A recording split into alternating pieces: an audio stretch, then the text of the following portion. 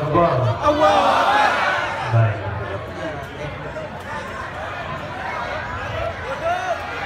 Yang saya hormati, saya muliakan Bapak Ketua PWM, Ketua PDM, dan Ketua PCM, dan seluruh elemen Muhammadiyah. Aisyah ada di sini. Hidup Aisyah, takbir. Pemuda Muhammadiyah ada? Mana pemuda, takbir buat pemuda. Ini pejuang yang luar biasa. Kokam, mana kokam? Takbir. Kalau mau disebutin satu-satu banyak. Alhamdulillah. Alhamdulillahil karimir rahman, allamal Qur'an, khalaqal insan, allamahul bayan. Asyhadu an la ilaha illallah wa asyhadu anna Muhammadar Rasulullah. Alhamdulillahi wahdah, sadaqa wa'dah, wa nasara 'abdah, wa a'azza jundah, wa hazamal ahzaba wahdah. Allahumma fasalli wa sallim wa barik ala nabiyyina wa habibina wa syafi'ina wa qa'idina wa maulana Muhammadin sallallahu alaihi wasallam wa ala alihi wa sahbihi wa sallim. Syahidallahu annahu la ilaha illa huwa wal malaikatu wa ulul ilmi qa'iman bil qisti la ilaha illa huwal azizul hakim. Allahumma arhamna bil Qur'an. Islam masuk ke Indonesia tidak melalui pedang dan pemaksaan kehendak, betul? Kalaupun para ulama pernah mengangkat senjata dan pedil, mengangkat pedang untuk berjuang semata-mata untuk membebaskan Indonesia dari tirani penjajahan, betul? Saya kira ini yang perlu kita dudukkan dulu di awal, setidaknya agar umat Islam tidak salah faham dengan dirinya sendiri. Karena selama ini intoleran dilekatkan ke umat Islam, radikalisme dilekatkan kepada umat Islam, anti NKRI juga ditujukan kepada umat Islam, yang terakhir anti kebinekaan dilekatkan kepada umat Islam. Padahal pikir-pikir yang menggerakkan Belanda dan Eropa sekarang menekan Indonesia untuk menghapuskan pasal 156A siapa ya? Ini juga barangkali untuk menjadi peringatan semua, tapi saya dengar alhamdulillah dari aparat bahwa alhamdulillah Kota Gresik dan masyarakatnya semua adalah masyarakat yang cinta damai dan suasananya kondusif. Takbir. Sungguh ini membahagiakan sekali. Apalagi saya dibawa ke markasnya, tadinya saya salah nyebut KGB.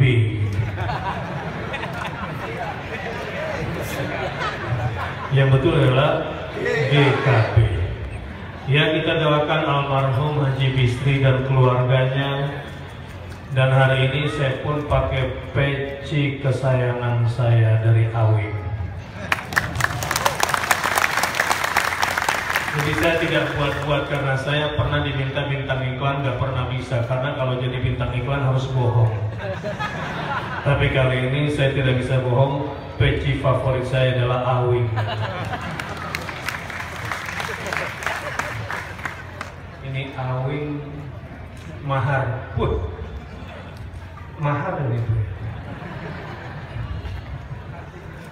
Terima kasih. Ya, ini bukan endorse. Kalau endorse nanti dikira saya dapat sekian persen gitu kan? Padahal iya, enggak. Tidak.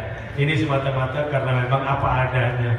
Jadi kalau saya diminta dibelikan oleh asisten, kalau bukan Awing sering nggak cocok. Baik.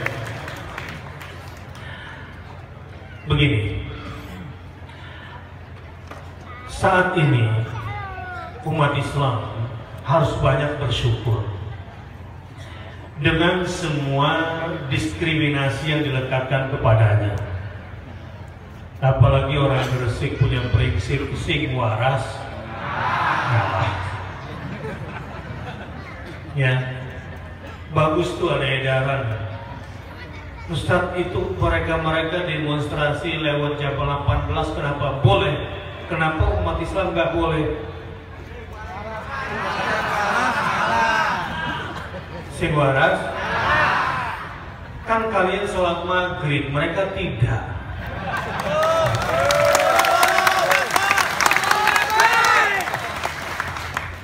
Ini biar saya tampung aspirasinya dulu deh Pak Sudaini.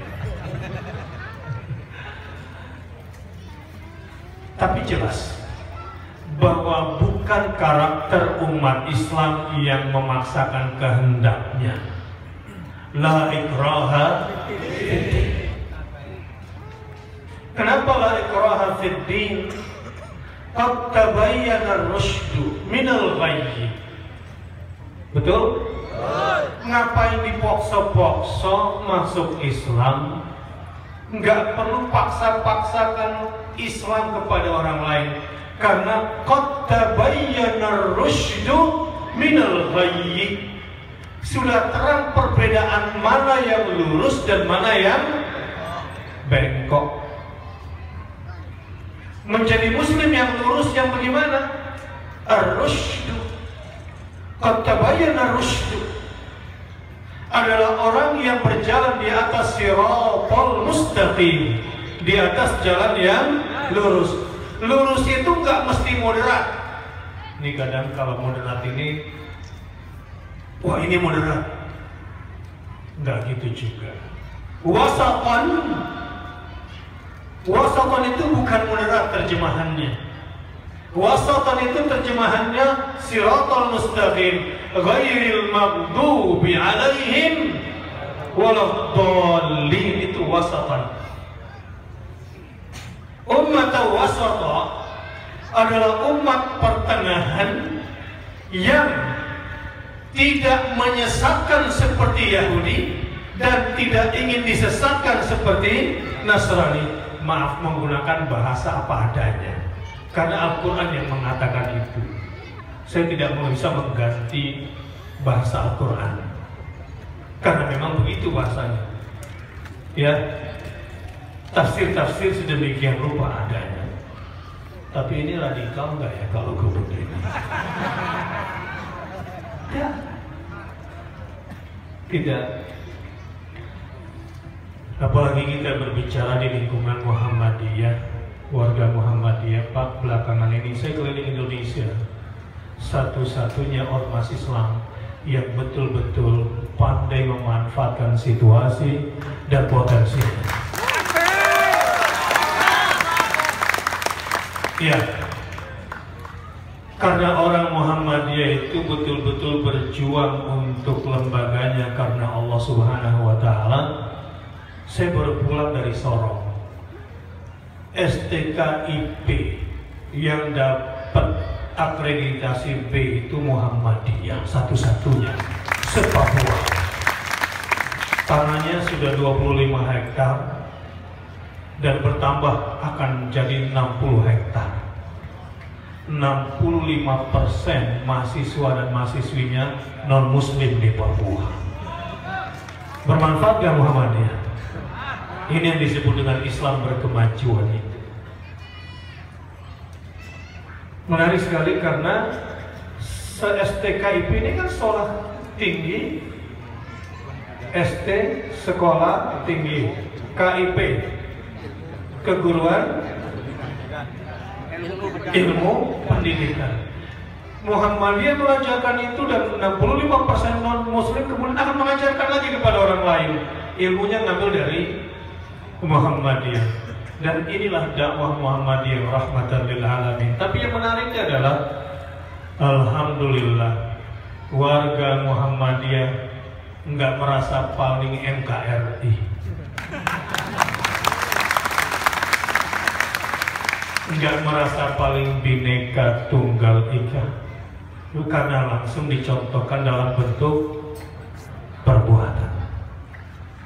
Ar-Rusydu As-Siratal Mustaqim. Muhammadiyah lah yang belakangan ini paling tanggap di tengah gelora umat Islam agar tidak ekstrim kanan sehingga melakukan gerakan-gerakan dekonstruktif.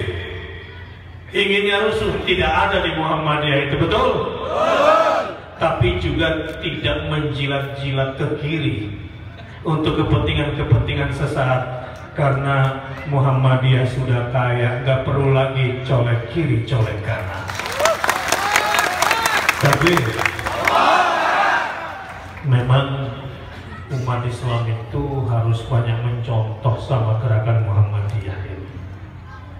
Saya tidak tahu apakah Gresik lebih maju dari Surabaya dan Sidoarjo.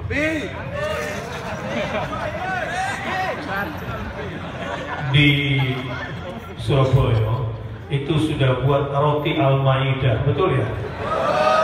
Sampai mobilnya roti Al-Maidah dan sampai motornya roti Al-Maidah.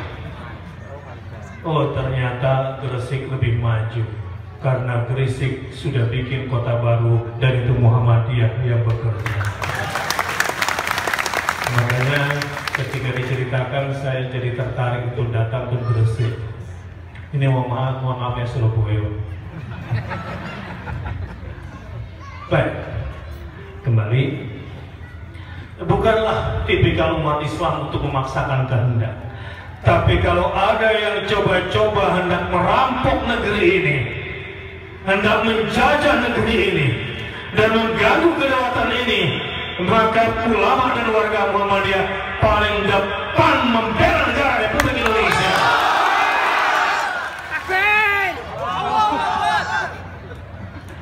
Jadi coba lihat, bedakan antara memaksakan kehendak dengan mempertahankan kedaulatan Republik Indonesia. Kenapa? Indonesia merdeka pada tanggal 9 Ramadan. Kalau tidak salah 1347 Hijriah. Bulan Ramadan. Sebentar lagi kita memasuki bulan yang kita rindukan itu. Ya Allah, sampaikanlah usia kami sekali lagi ke bulan suci Ramadan, agar Kau berikan kepada kami rahmah dan maghfirah-Mu ya Allah. Berkahilah usia kami di bulan Sya'ban untuk bisa menikmati berbagai macam bentuk ibadah dan ketaatan kepada-Mu. Allahumma barik lana fi syahr Sya'ban wa ballighna Ramadan. Berkahi Sya'ban kami dan sampaikan usia kami ke dalam dekapan indah bulan Ramadan-Mu. Ya Allah, kepada semua yang hadir di sini, muslimin dan muslimat khususnya di Gresik, semoga Engkau rahmati mereka, mendapatkan rahmat terbesar-Mu di bulan suci Ramadan, dan Kau ampunkan semua dosa-dosa kami di bulan suci Ramadan, dan mampukanlah kami untuk bisa yang terpilih dibebaskan dari neraka sementara kami masih hidup di dunia, dan semoga ada yang dipilih untuk mendapatkan Lailatul Qadar. Ya Rabbal. Ngomong-ngomong, sebentar lagi bulan Ramadan. Udah berapa kali khatam dari Ramadan kemarin sampai besok ini mau Ramadan lagi? Hah? Setiap bulan khatam. Takbir. Ini baru cocok jadi bela Quran. Bagaimana ngaku bela Islam kalau di luar cara-cara Islam? Jangan mengaku bela Quran kalau tidak membaca Al-Quran. Kembali. Bulan Ramadan, Indonesia merdeka. Tanggal 9 Ramadan, 17 Agustus 1945. Adalah Kiai Haji Abdul Mukti dan Kiai Haji Hashim Asy'ari bersama Bung Karno dan Bung Hatta dalam sebuah diskusi di waktu sahur pukul 3 dini hari. Sebelum proklamasi ditulis dan dibacakan jam 10 pagi, setelah disepakati dan ulama berkontribusi untuk membawa Indonesia pada kemerdekaannya. Lalu ditulislah teks proklamasi. Bung Hatta yang mendiktekan, Bung Karno yang membacakan, dan keturunan Arab yang membelikan rumahnya di Jalan Proklamasi. Kemudian dibacakanlah teks proklamasi itu. Makanya nggak usah bilang kalau ingin bawa Islam jangan bawa Arab ke Indonesia. Lalu rumah yang dipinjamkan itu dikasih oleh keturunan Arab untuk dibacakan di dalamnya teks proklamasi. Betul? Nah, baca lagi sejarahnya kalau belum tahu.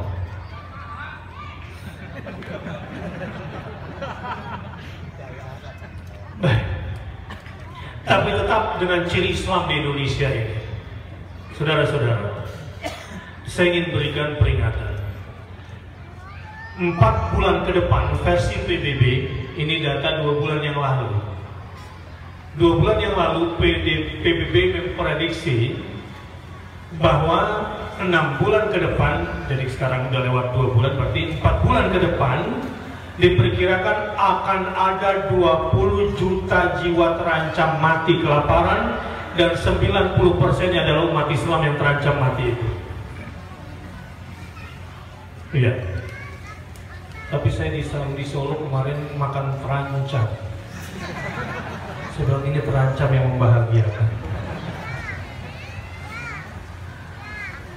Dari 20 juta orang yang terancam mati kelaparan itu 90% adalah umat Islam. Dan penyebab tertinggi kedua kenapa terjadi kelaparan adalah akibat bencana La Nina dan El Nino. Tapi tahu gak penyebab pertamanya? Kenapa 20 juta orang 90% muslim ini terancam kematian? Penyebab pertamanya adalah perang saudara. Apa penyebab utamanya? Perang saudara. Saya balik bertanya kepada para ulama, kemarin saya ngobrol. Tolong ceritakan saya analisis sirah nabawiyahnya. Ketika terjadi peperangan di masa Rasul dan masa sahabat, pada peristiwa Ghazawat atau Saraya, peperangan yang disertai langsung oleh Rasulullah dan yang tidak disertai langsung oleh Rasulullah, kira-kira akibat peperangan ini ada nggak dampak kelaparan seperti sekarang ini? Ada nggak kira-kira? Di zaman peperangan di masa Rasul, di masa jihad di mana sahabat berada, kira-kira akibat peperangan yang dilakukan oleh Rasulullah dan para sahabat menyisakan kelaparan seperti sekarang nggak kira-kira?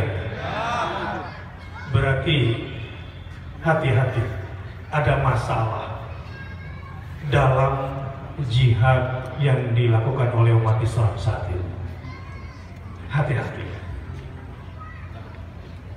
Saya tanya pada para ulama, kita ngobrol secara jujur, analisis ini. Saudara-saudara, penting sekali untuk saya sampaikan ini di awal, sebab Indonesia sedang diuji oleh Allah Subhanahu wa Ta'ala belakangan ini. Tapi alhamdulillah, saya tanya Pak, tadi malam ada bakar lilin dan Gresik. Alhamdulillah nggak ada. Alhamdulillah. Di Makassar kemarin malam hampir saja di Pantai Losari itu kejadian, dan di beberapa tempat. Mungkin kelihatan video di Manado bagaimana mereka merangsek bandara sambil menghunus-hunuskan pedang, bahkan sampai ke bawah pesawat. Indonesia sedang diuji persaudaraannya. Maka sebelum saya salah teriak, apalagi orang Gresik, nggak usah disulut-sulut suruh jihad, loncat sendiri.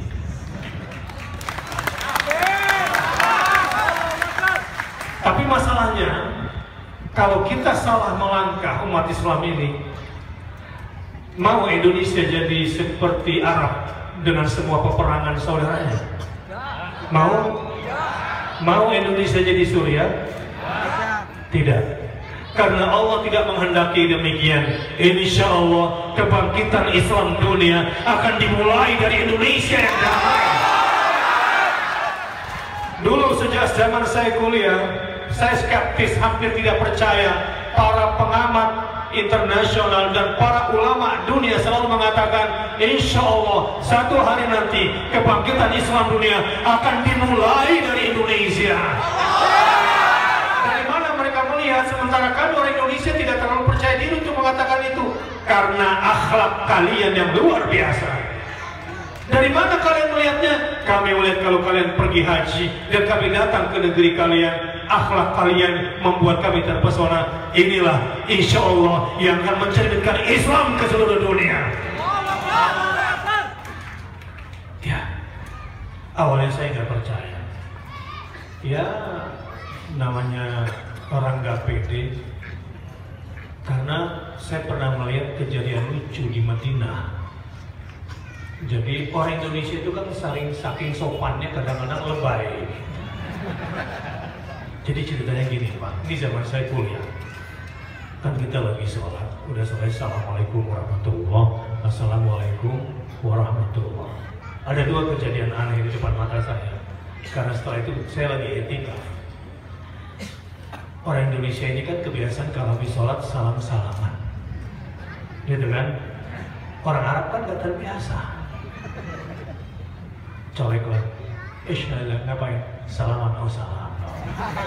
Dua lagi salam, sana lagi salam, yang lagi zikir bingung. Dikira pengemis minta 1 rial. Salam lagi kiri kanan. Oke, nggak ada masalah yang di sini. Nah, ingin salam sama yang di depan. Kalau di Indonesia kan biasa dicolek, nengok, salam gitu kan. Salah colek bagian pantat bawah dia colek. Orang Arab kalau dicolek pantatnya aib. Marah dia berbalik. Isyallah. Salaman bidah.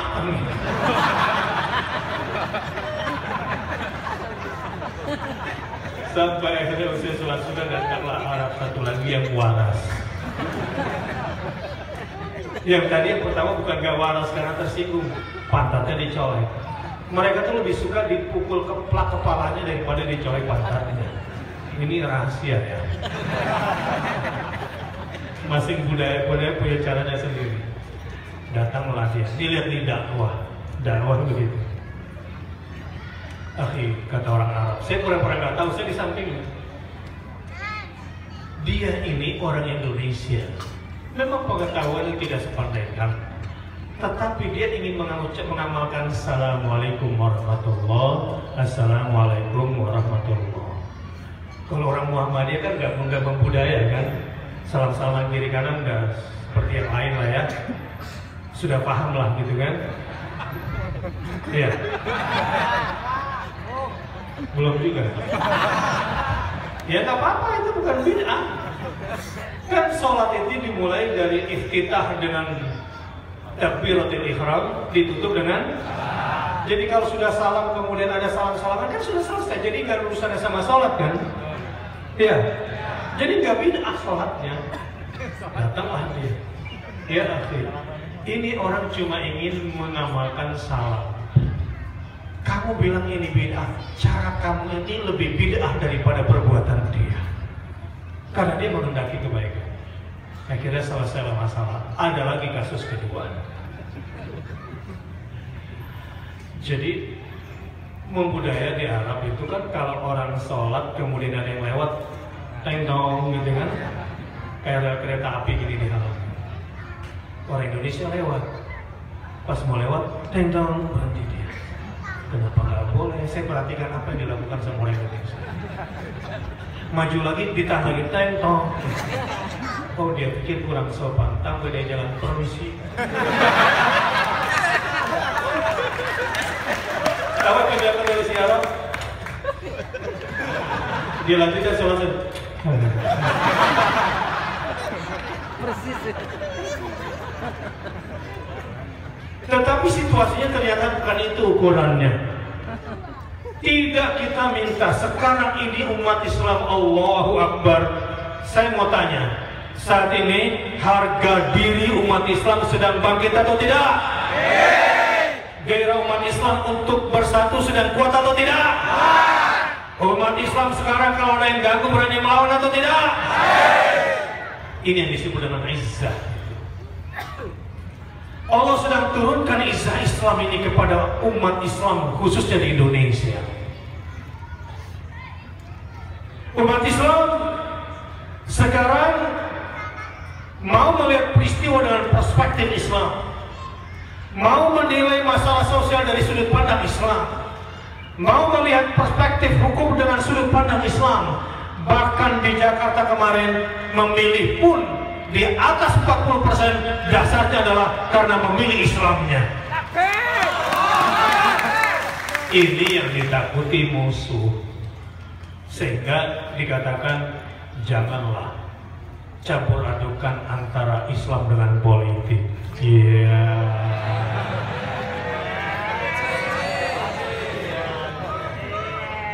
Kalau ada orang Katolik memilih bupati karena Katoliknya, boleh atau tidak? Boleh. Konstitusional atau tidak? Konstitusional. Kalau orang-orang Cina di Jakarta milih Ahok karena kecinaannya, sah atau tidak? Sah. Orang Islam boleh nggak milih orang Islam? Boleh. Terus kalau kita milih dituduh apa biasanya? Padahal kita dilindungi oleh undang-undang, ya, pasal 29 ayat 1 dan 2. Tetapi tentu menjadi kewajiban kita sekarang ini bagaimana menempatkan Islam pada tempatnya. Ini yang menjadi kewajiban saya untuk menyampaikan pada hari ini. Kenapa tadi di mukadimah saya bilang alhamdulillahi wahdah, sadaqa wa'dah, wa nasara 'abdah, wa a'azza jundah, wa hazamal ahzab wahdah. Ini yang sekarang ini sedang terjadi di Indonesia. Segala puja dan puji hanya tertuju hanya untuk Allah saja wahdah. Tidak ada yang berhak untuk mendapatkan pujian selain Allah. Makanya kalau bapak ibu dipuji, jangan bangga. Luar biasa bapak-bapak di Gresik ini ya, ganteng-ganteng, dermawan-dermawan. Biasanya bilang apa setelah itu? Bilang apa? Kalau di Jakarta bilang gue. Nggak boleh. Satu hari ada Rasulullah SAW datang ke TKP karena ada sahabat setelah dipuji pingsan. Datanglah Rasulullah ke TKP. Ya Rasulullah, kenapa orang ini pingsan setelah dipuji? Ashabahul ain, dia terserang penyakit dengki. Ada orang dengki pada dia tapi disalurkannya lewat pujian. Dan kesalahan dia kenapa dia pingsan setelah dipuji? Karena ketika dipuji tidak bilang walillahil hamd. Bapak-bapak ganteng deh, ibu-ibu cantik, kurus, putih. Bilang apa? Walillahil hamd. Itu kalau dipuji. Kalau dihina bilang apa? Hah? Untung yang kamu tahu cuma segitu. Tidak, umat Islam itu kalau dihina bilang alhamdulillah. Iya. Udah, judulnya nggak ke situ. Kita kembalikan dulu. Segala puja dan puji hanya milik Allah Subhanahu wa Ta'ala. Dan memang kata alif dan lam di dalam lafaz alhamdu ini namanya alif lam lil istighraq. Alhamdulillah kalau diterjemahkan bahasa Indonesianya apa? segala puji. Dari mana kata segala ini diambil? Dari alif dan lam itu. Alhamdulillah. Makanya kalau memuji Allah itu ya sepenuhnya. Misalnya ibu-ibu di rumah sakit sedang sakit, kemudian datang orang yang besuk ibu. Gimana Mbak kabarnya? Sambil duduk. Alhamdulillah. Nggak boleh bilang, ini kan ada ibu baru saja dapat hadiah tapi kurang memuaskan. Gimana? Ya alhamdulillah aja deh. Ini berarti alif lamnya tuh belum sempurna. Gimana kabarnya? Ya alhamdulillah aja. Ini berarti belum sempurna. Gimana posisinya? Gimana penghasilannya? Alhamdulillah sih, tapi kan nggak sempurna. Alhamdulillahi wahdah. Segala puja dan puji hanya milik Allah. Jadi sekalipun kita sakit, sekalipun kita merasa kekurangan, tetapi puja dan puji Allah tidak boleh kurang sama sekali. Sebab dialah tempat untuk dipuja dan dipuji secara sempurna. Shadaqa wa'dah. Allah Subhanahu wa ta'ala, ini bapak-bapak, ibu-ibu sekalian, kalau ingin menjadi pribadi dengan karakter kuat, harus punya kepribadian as-sidqu billah. As-sidqu billah, selalu membenarkan Allah dan membenarkan semua janji Allah dan membenarkan semua ancaman-ancaman Allah. As-sidqu billah. Karena Allah sudah wa'dah. Di Jakarta kemarin banyak yang protes saya. Karena saya bilang di aksi simpatik 55, apapun putusan hakim terimalah. Betul gak saya ngomong begitu? Banyak yang protes gak? Banyak, marah sama saya. Ini apa nih maksudnya Ustaz Bakhtiar Nasir? Loh, as-sidqu billah. Kalau kita sudah bermunajat kepada Allah, kalau kita sudah berdoa kepada Allah, apapun keputusannya harus terima. Memang tidak memuaskan kita, tetapi hakim sudah dipilih oleh Allah di dunia ini, perwakilannya di muka bumi ini. Nih, kita main bola, ya, kita main bola nih. Tiba-tiba wasitnya nggak melihat, kan sering tuh diving, ya. Kemarin Real Madrid lawan Atletico mana-mana. Agregatnya berapa? Hah? Berarti nggak tahajud dia semua.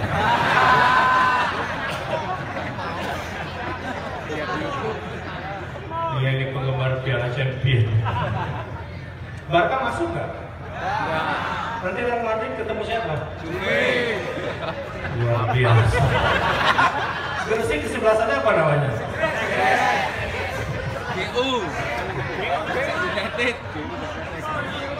Kalau di Jawa Barat ada Jackmania versus Viking, di Gresik ada nggak gitu-gituan? Takbir nggak ada, ya Allahu Akbar. Karena lurus-lurus agamanya di sini.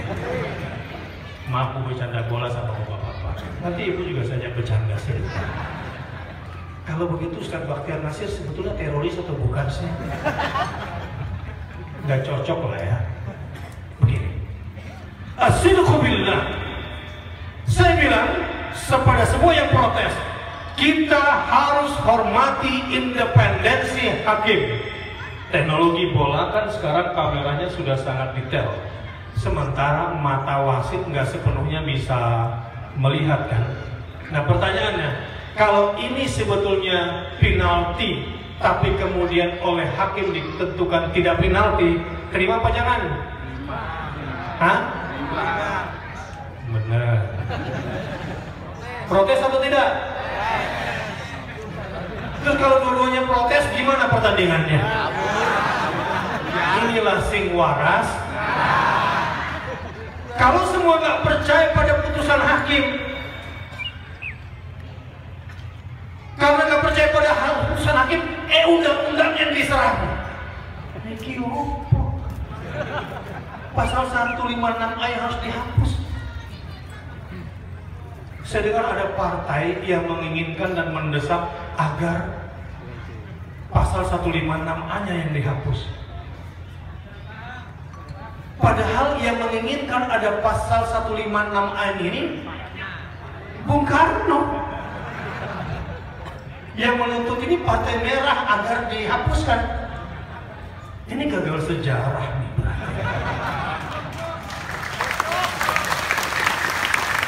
Sebab untuk menjaga toleransi beragama dan umat beragama di Indonesia harus ada pasal 156A itu. Jangan cuma gara-gara kalah kemudian pasalnya dihapus. Ada ibu-ibu yang bilang begini, cermin tahun 2017 itu tak satu pun yang bagus. Beda dengan cermin tahun 80-an. Kalau cermin tahun 80-an saya bercermin, kulit saya kencang. Tapi cermin 2017 ini, kalau saya bercermin, muka saya. Jadi yang salah siapa? Superman. Kenapa celana dalamnya di luar? Kecuali Superman 2015 sudah tobat di dalam celana dalam.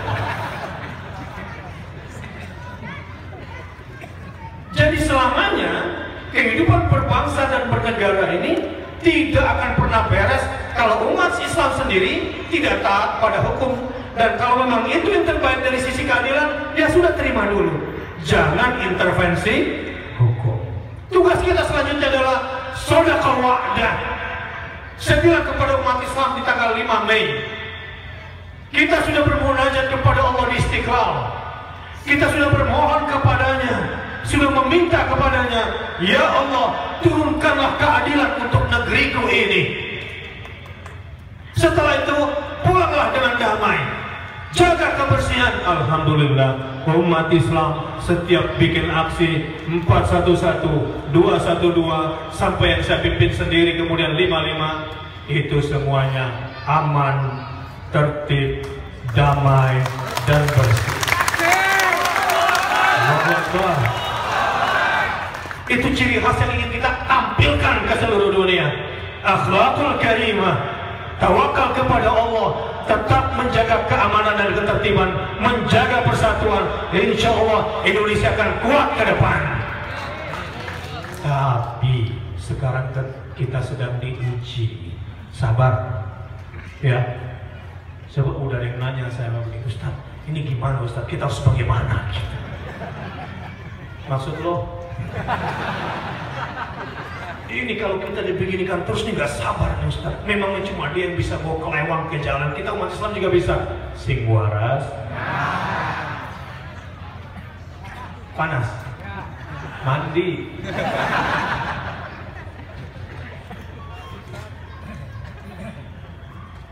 Saya bilang baca hasbunallah la ilaha illa huwa alaihi tawakkaltu wa huwa rabbul arsyil azim atau wa huwa rabbul arsyil karim. Pulang dari tanggal 5 sampai tanggal 19 sampai tanggal 9, insya Allah kalian akan sujud syukur. Betul nggak kejadian? Betul. Nih, banyak yang minta saya revolusi. Siap revolusi? Revolusi apa?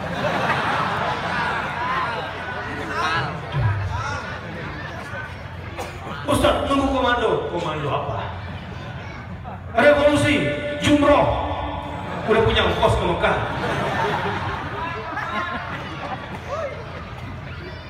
Mau jumroh di mana? Bid'ah jumroh di Monas. Tapi demi Allah saya katakan, kalau doa kita dikabulkan oleh Allah Subhanahu wa Ta'ala, dan Allah sendiri yang turunkan keadilannya, itulah revolusi yang sesungguhnya. Tidak perlu revolusi berdarah.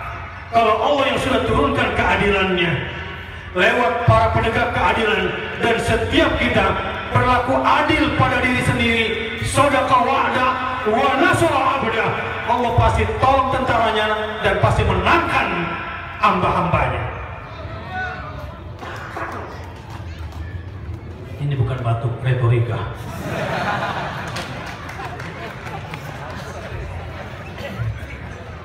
wa a'azza jundah. Anda yang berani bersabar. Saya katakan, umat Islam bukanlah umat yang selalu memaksakan kehendaknya, tapi jiwa jihad umat Islam tidak boleh luntur dan harus selalu dijaga. Namun jangan salah tempat. Jangan salah tempat. Muhammadiyah sudah melakukan hal yang tepat. Ruhul jihad orang Muhammadiyah dialokasikan bagaimana melawan ketidakadilan ekonomi lewat kekuatan ekonomi, dan Muhammadiyah terdepan dalam hal ini. Kalau perlu konsep daripada GKB, saya jangan salah sebut, ini harus dibawa ke seluruh Indonesia.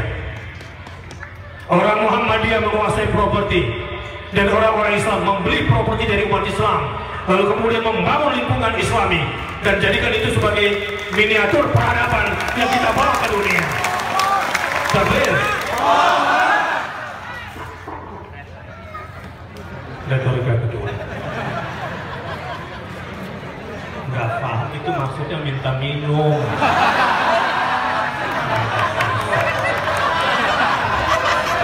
Harus terus terang memang di Inggris itu.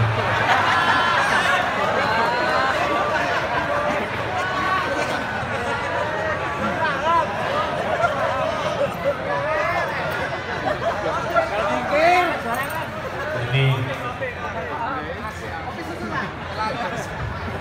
jus jeruk 2. Terima kasih Pak, terima kasih. Kursi.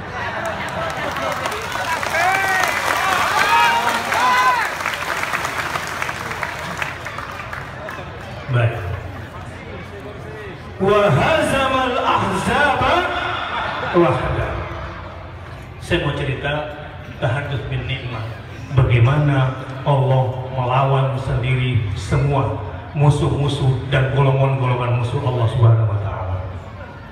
Di Jakarta ada fenomena politik yang unik. Berdasarkan data, 40% pemilih di Jakarta adalah pemilih identitas, dan pilihan umat terhadap pilihan politiknya mengikuti partai politik di bawah 20%. Sehingga di putaran kedua di Jakarta, saya bilang kepada teman-teman yang ustadz dan ulama, nggak apa-apa berdiri saja, saya masih cukup muda untuk itu. Tapi ini perhatian yang luar biasa, biar Pak. Masya Allah. Saya bilang sama teman saya, udah gini aja, gantian kamu yang ngajar pengajian, saya ngajak umat untuk memilih pemilih muslim, saya bilang. Karena sekalipun kamu bengok-bengok, kamu cuma dihitung maksimal 20%. Tapi kalau tokoh umat yang berbicara bisa 40%.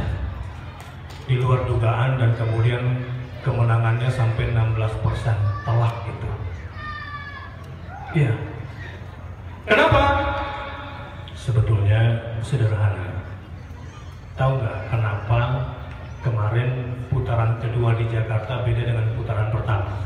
Setelah putaran pertama mereka menang, langsung beredar nggak foto video kecurangan? Beredar nggak? Jadi gambar yang berbicara kan? Mereka tidak bisa menolak. Sekarang pertanyaan yang kedua. Setelah putaran kedua, kemudian paslon 3 menang, beredar nggak foto dan video kecurangan? Beredar nggak? Tidak ada. Senyap itu. Dan ada lagi yang menarik. Selama ini di benak orang politik, saya bocorkan ya, sebab saya ikut melihat langsung. Yang bisa jadi gubernur di Jakarta kalau punya modal 200 miliar. Kalau untuk jadi wali kota di Gresik berapa modalnya? Bupati. Berapa modalnya? Orang partai terbuka aja lah. Berapa? 100. Hah? 10M. Kecil ya. Tapi itu cukup lah ya. Kalau cuma 10M, cukup patungan warga Muhammadiyah sudah bisa menentukan siapa calon bupati di Gresik. Kalau cuma 10 M cukup, PWM aja yang bayarin selesai. PDM terlalu kecil ya. Ya PDM aja lah, atau jangan-jangan PCM malah ya. Di Jakarta tuh harus 200 miliar. Tapi demi Allah, di tahun 2017 ini berhala politik uang betul-betul runtuh di hadapan politik masjid.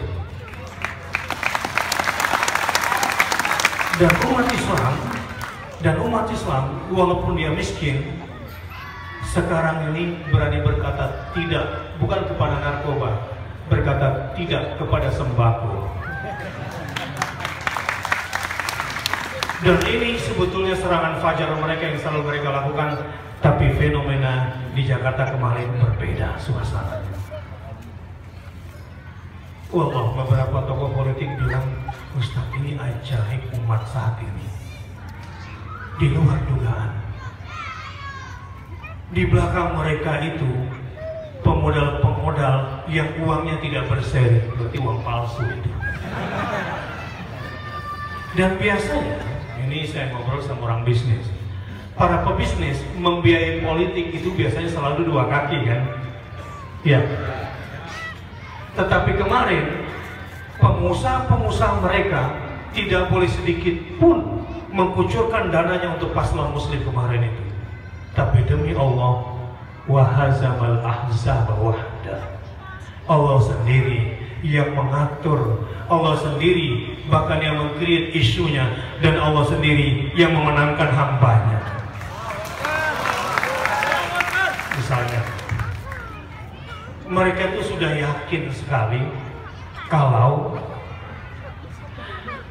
mereka bakal bisa memenangkan isu di minggu-minggu terakhir pilkada dengan membuat video ganyang Cina. Akhirnya video itu menguntungkan siapa? Menguntungkan Islam dan merugikan dirinya sendiri. Rupanya belum banyak yang update ini ya. Ini saking tenangnya di Gresik bagus. Saya cuma ingin membacakan wahazamal ahzab wahda. Kalau umat Islam tetap menjaga kedamaiannya, kalau umat Islam tetap ingin menjaga persatuannya dan bertawakal kepada Allah Subhanahu wa Ta'ala, karena umat Islam nggak akan acung-acungkan pedang mengancam saudara sebangsa dan senegara, tidak akan itu. Apalagi mengancam datang ke airport dengan pedang, dengan karyawan atas nama adat istiadat. Bukan budaya Islam di Indonesia, sebab Islam Indonesia adalah Islam yang memegang Bhinneka Tunggal Ika. Jelas siapa yang Bhinneka Tunggal Ika dan siapa yang tidak? Sabar. Sing waras. Jadi nggak usah juga ikutikan apa ya, nanti kalau ada orang-orang dari Manado datang ke Surabaya, saya akan bawakan juga apanya itu. Celurit. Perlu? Tidak. Karena itu bukan tingkah orang beradab. Saya tahu Anda panas karena belum mandi siang. Jadi perlu dibalas? Tidak. Ini ujian kebangsaan kita. Ini ujian nasionalisme kita. Bahkan ini ujian bagi patriotisme kita. Betul? Saya mau tanya, mayoritas polisi dan TNI itu apa agamanya? Polisi dan TNI itu musuh kita tuh bukan? Jujur. Jujur. Polisi ini saudara atau musuh? Terus? Hah? Ini kalau nulis WA menyebarkan fitnah, hoax itu, ya Allah, ini hati-hati. Ini kebanyakan dosa kita nanti, khususnya bulan Ramadan. Nih, yang paling banyak membatalkan puasa Ramadan kita pasti nanti di WhatsApp itu. Maka saya bangga sekali kalau sudah menjelang Ramadan, teman-teman saya, guru-guru para ulama itu semuanya ada budaya. Assalamualaikum warahmatullahi wabarakatuh. Memasuki bulan suci Ramadan yang penuh kesucian, mohon izin kami pamit live dari grup. Dan ini tidak berarti kami bermusuhan, insya Allah kita jumpa lagi. Teng-tong selesai. Sehingga ketika baca Quran tidak terganggu, ketika tahajud tidak terganggu. Ya, ada orang bangun tidur,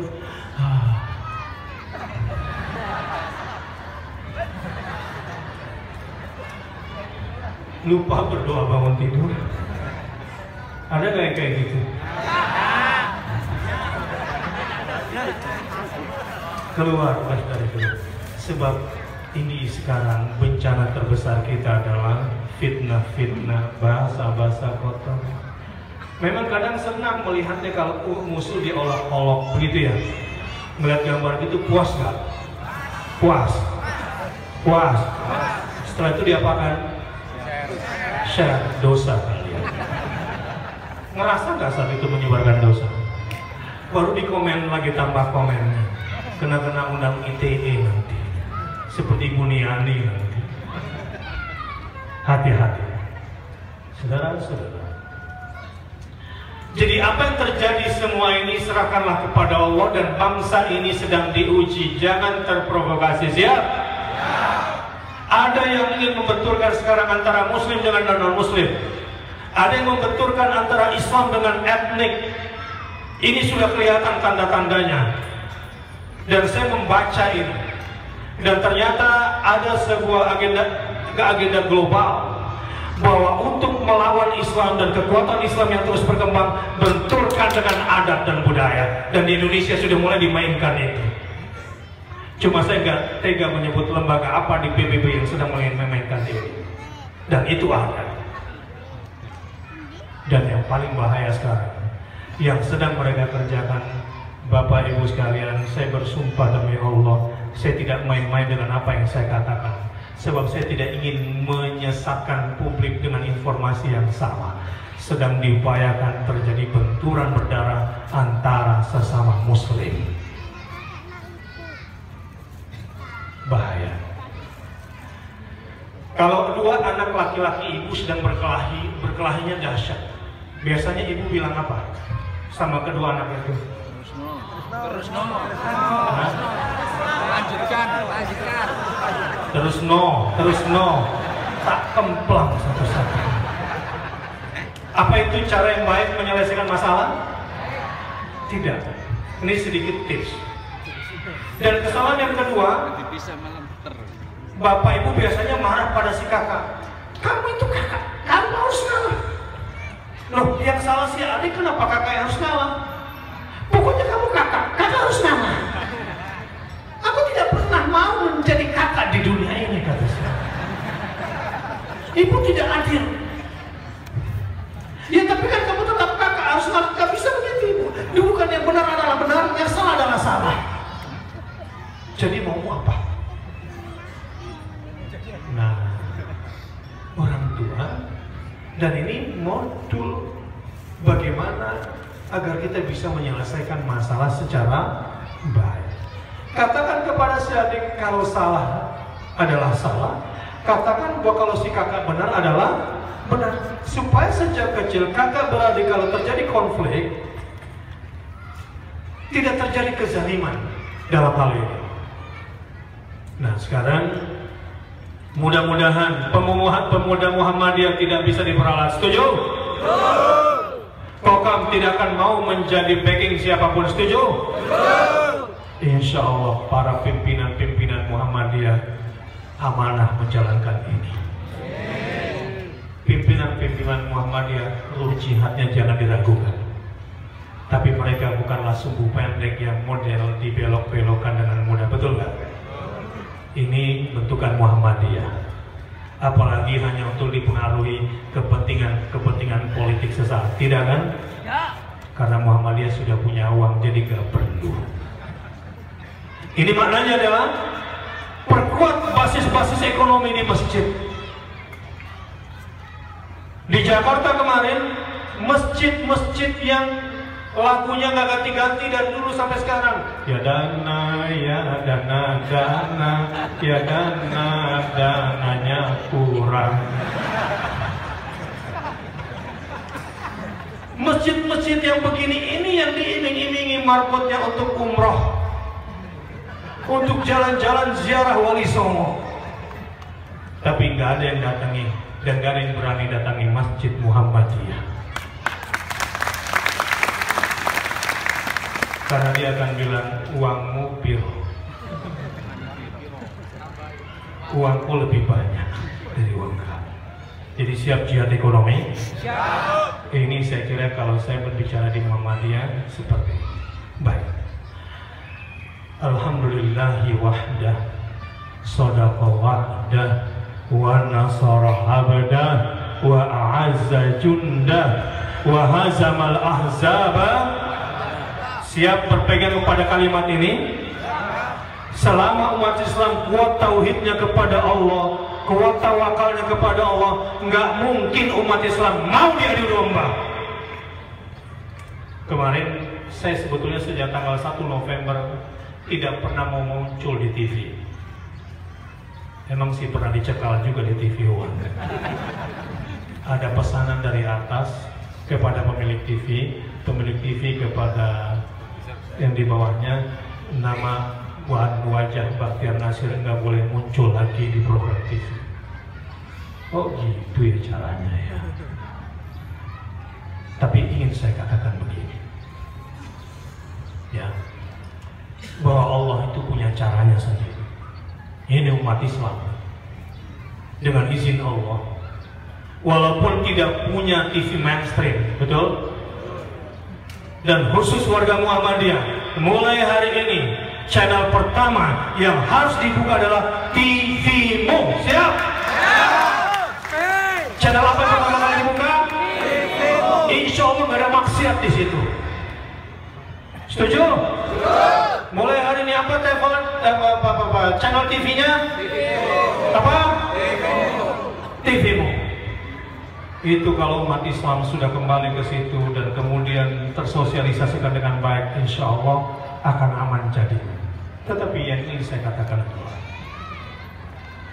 bahwa selama umat Islam selalu tawakal dan percaya diri kepada semua yang diperbuatnya, ini akan melahirkan kekuatan besar dan musuh akan takut pada kita.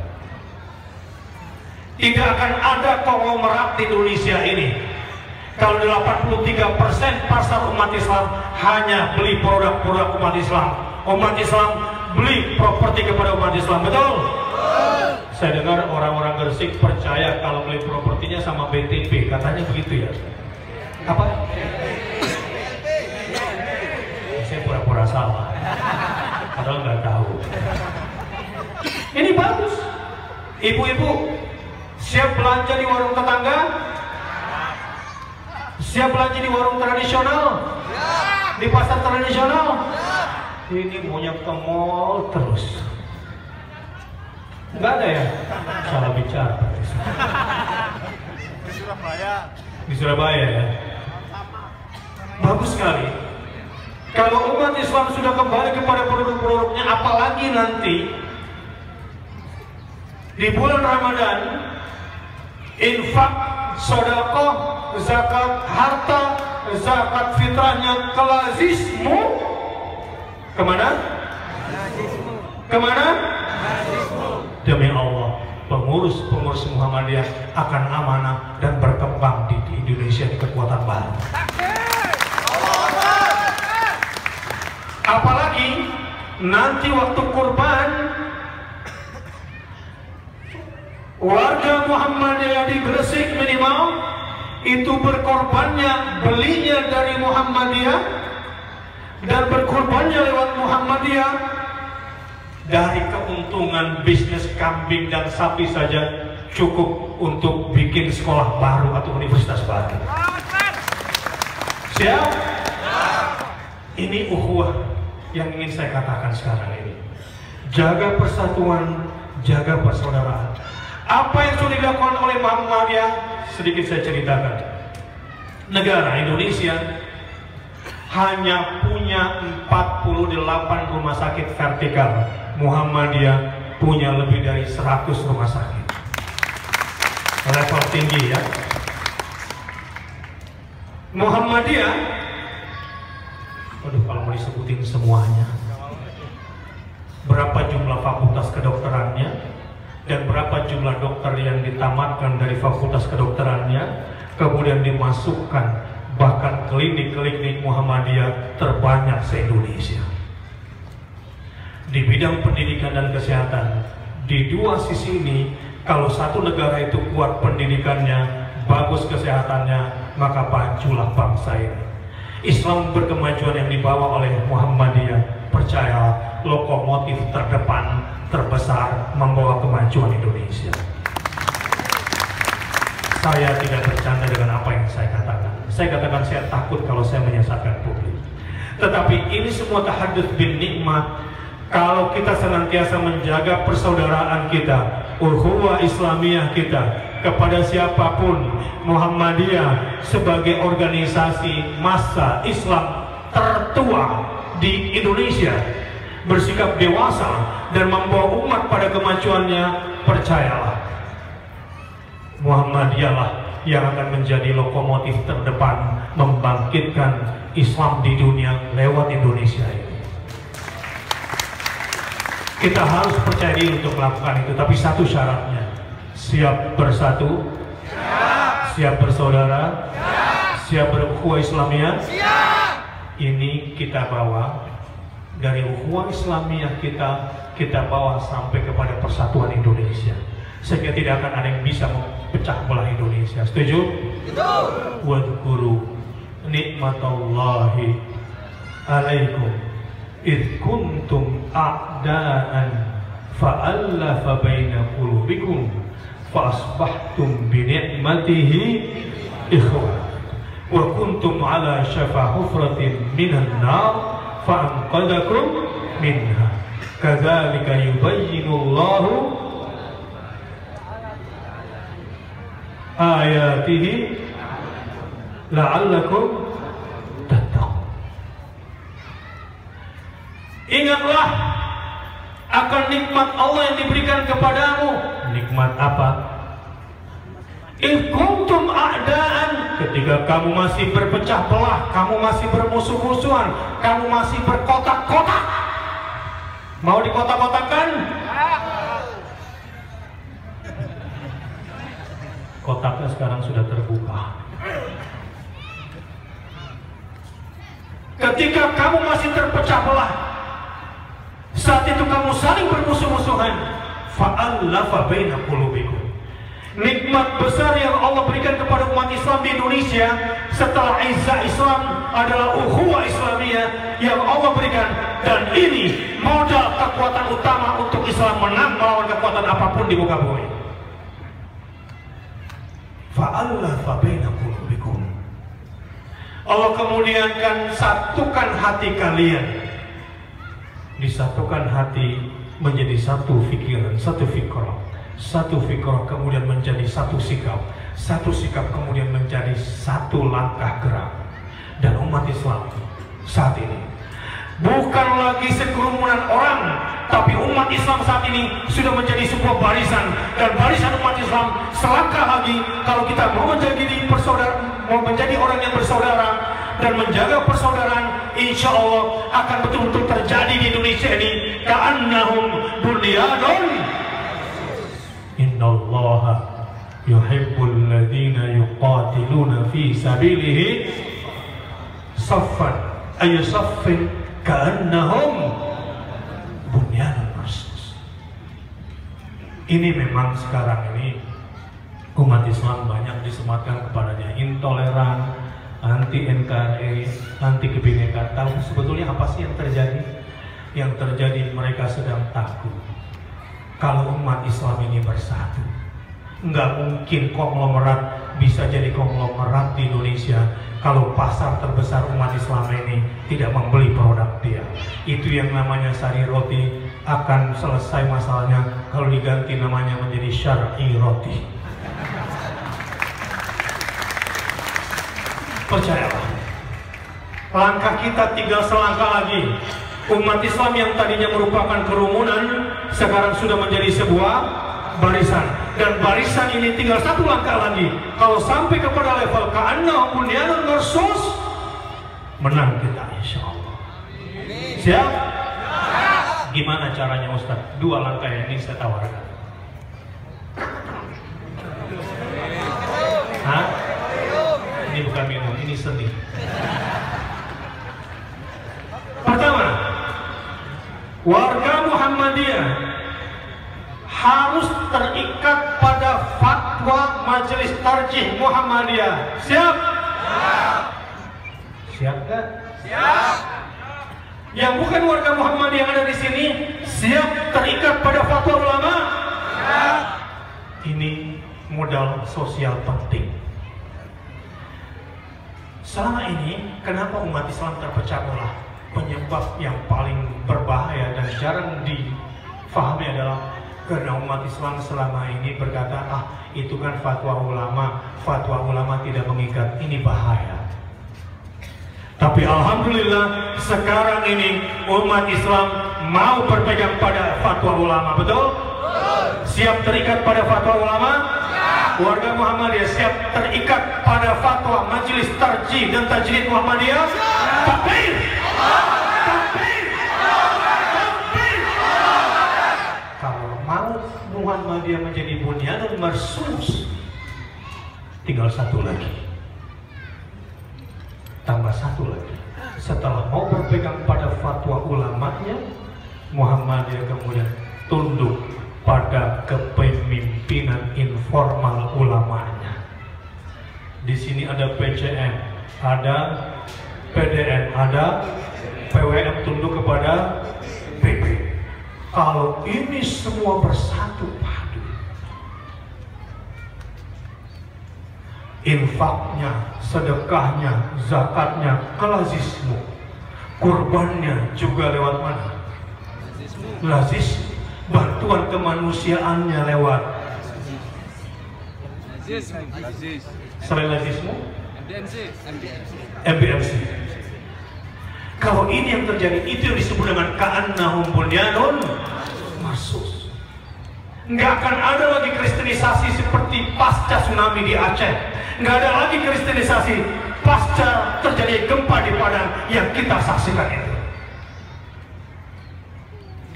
Kalau ini yang terjadi, ka'annahum bunyanun marsus. Begitu juga yang bukan warga Muhammadiyah, warga Nahdliyin, warga Persis, dan yang tidak punya organisasi, terikat bersama majelis ulama. Siap terikat pada fatwa ulama? Siap. Siap tunduk pada kepemimpinan informal ulama? Siap. Insya Allah umat dalam kebaikan. Tinggal nanti ulama yang berkomunikasi dengan umara. Baik, karena Polres berkomunikasi dengan PDN, ya, baik kan jadinya. Tapi kalau anak buah Kosegu langsung yang masuk, beda komunikasinya. Syokrak, nah, itu domain polisi. Tapi karena komunikasi ini terbangun, insya Allah kita tidak akan terprovokasi. Percayalah, kekuatan yang ingin memporak-porandakan persatuan Indonesia, kekuatan kecil. Kalau kekuatan umat Islam sudah rapi, ka'annahum bunyanun marsus, dengan syarat: satu, umat Islam siap terikat pada fatwa ulamanya. Yang kedua, tunduk pada kepemimpinan informal ulamanya. Dan yang ketiga, memuliakan lembaga keilmuan dan memuliakan lembaga-lembaga keulamaan. Insya Allah Indonesia kuat. Ini bunyanun marsus. Ya, itu struktur sosial yang saya maksud. Sekarang jamaah rahimakumullah, masih 3 jam lagi ke depan. Ya, 4 jam. Ya, saya tinggal pulang dari sini. Terus? Anda puas, saya lemas.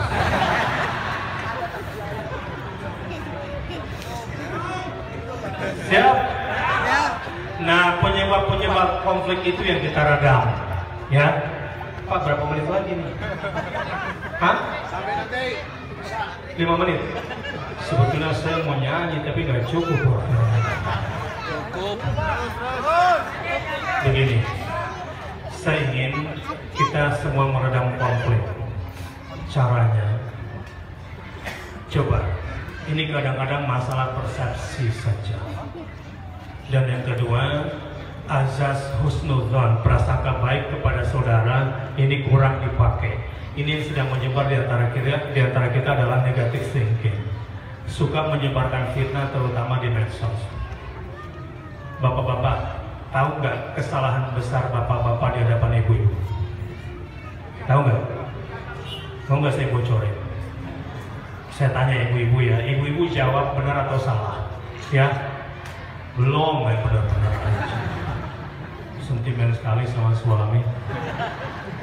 Ibu jawab benar atau salah? Kesalahan terbesar seorang suami di hadapan istri adalah egois, betul? Betul? Gak dulu. Ini makanya saya sedang kasih konsep bagaimana meredam konflik mulai dari rumah, ya, mulai dari rumah. Terima dulu pendapat ini, walaupun bapak bisa terima nggak pendapat ibu-ibu? Kalau nanti mau menjalankan resep saya, insya Allah damai di rumah, damai di Gresik, damai di Indonesia. Siap? Salah terbesar suami di hadapan istri, ada yang berkata tidak, tapi maksimal mayoritas berkata iya. Ya, ini tebakan saya sudah keliling Indonesia, melakukan penelitian secara random. Kesalahan terbesar suami yang kedua di hadapan istri adalah pelit, betul? Ada yang enggak, tapi mayoritas bilang betul. Ini salah persepsi. Karena ibu tidak adil menilai suami, tidak melihat suami apa adanya. Suami ini makhluk paling bodoh di bidang ekonomi dan finansial. Karena ibu-ibu tidak pandai bagaimana cara mengeksploitasi suami. Mau saya bantu bagaimana menguras dompetnya? Mau saya bantu bagaimana agar PIN ATM-nya dikasih? Kalau kamu ya sudah. Mau nggak? Berapa persen buat saya? Ini lihat nih betapa bodohnya bapak-bapak. Sampai ibu nanti tahu diri. Pak, Anda kan dituduh egois. Betul nggak? Sabar. Sing waras. Pak, harta suami adalah juga harta istri kita. Setuju? Bodoh nggak? Bodoh nggak? Bu, harta istri adalah juga harta suami. Setuju? Jadi siapakah yang egois? Rasa no. Nih, yang kedua, tadi secara investment laki-laki itu bodoh. Saya baru ungkap dulu, Pak, utang istri, walaupun istri kita bekerja, adalah juga utang suami. Setuju? Balik. Bu, utang suami adalah juga utang istri. Setuju? Jadi siapakah yang pelit? Gak tahu diri istri-istri semua. Kenapa ini semua terjadi? Akibat memang tidak adil menilai saudara, bahkan pada suami, sehingga perceraian tinggi. Saya tidak tahu perceraian tinggi nggak di Gresik.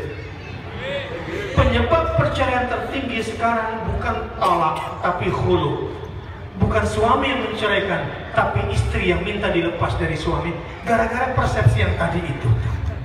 Kata seorang artis di TV yang dia contoh, 25 tahun saya menikah. Ini ceritanya Krisdayanti. Tapi 25 tahun saya menikah tidak pernah merasakan bahagia. Bohong. Masa iya gak pernah bahagia? Buktinya lagu-lagu cintanya banyak banget gitu. Karena perempuan itu makhluk yang suka mengingat-ingat kesalahan orang lain kalau dia disakiti. padahal dia yang paling sering menyakiti orang lain.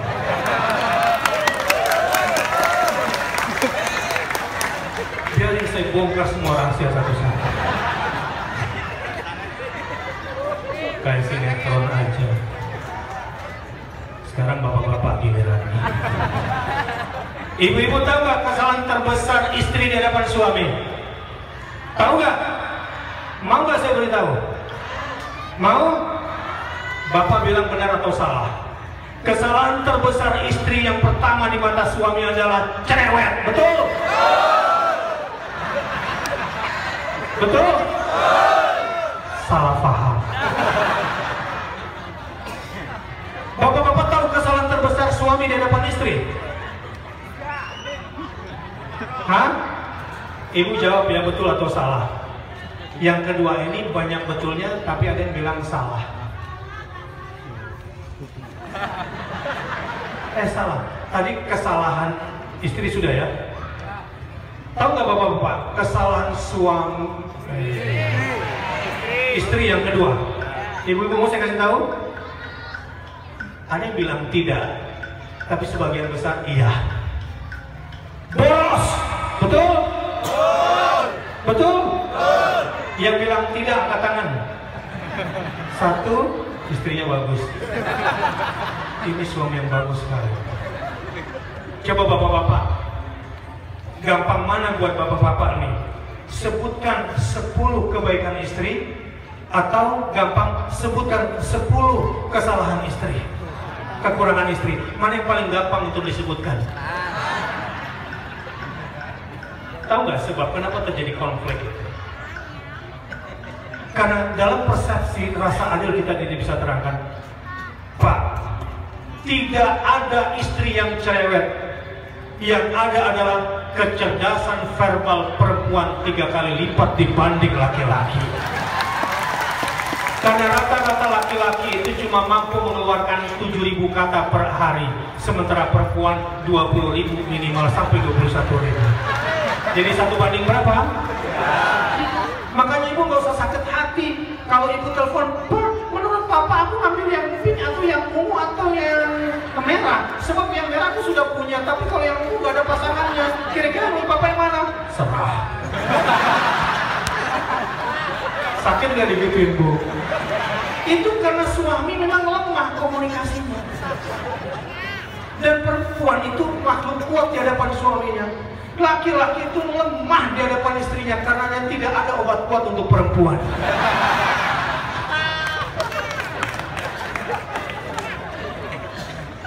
Apa kesalahan suami yang istri yang kedua? Boros? Tidak.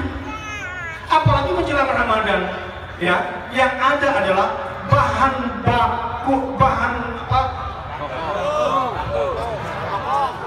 Kebutuhan meningkat, gaji tetap. Betul nggak? Kemarin sudah dikasih. Kenapa sekarang minta lagi? Pak, harga kangkung sekarang nggak sama dengan harga makmu dulu. Jadi gara-gara suami nggak update. Ibu kasih tahu suami yang betul ya. Biaya hidup dengan biaya cantik mahal mana? Mahal mana bu? Sering ajak bicara, jadi komunikasi yang bagus di antara kita. Udah deh, kalau boleh cerita kepanjangan. Jadi konflik-konflik ini terjadi sebetulnya karena mispersepsi, kita tidak mau merubah, malas berdialog, kemudian mencari tahu apa masalahnya, mencari solusi bersama, dan insya Allah umat Islam tidak akan terprovokasi. Siap? Kalau ada yang mengatakan istri kita selingkuh, percaya atau tidak? Jangan. Jelek bagusnya dia istri saya. Kalau dia masalah, nanti urusan saya di rumah. Tapi kamu memfitnah keluarga saya, tidak akan pernah bisa menghancurkan rumah tangga saya. Gitu kan? Itu ciri-ciri suami yang setia. Saya sudah melewati waktu cukup banyak. Tapi setidaknya saya cuma ingin mengimbangi agar kehidupan di Gresik ini tetap damai. Ya? Siap? Siap bersaudara? Jihad kita sudah jelas. Kita lawan ketidakadilan, dan ketidakadilan yang paling muncul sekarang adalah masalah ketidakadilan ekonomi. Maka Muhammadiyah harus yang terdepan membangkitkan jihad ekonomi di Gresik. Takbir! Subhanakallahumma wa bihamdika asyhadu an la ilaha illa anta astaghfiruka wa atubu ilaik. Mohon maaf atas semua kesalahan dan salah. Wassalamualaikum warahmatullahi wabarakatuh.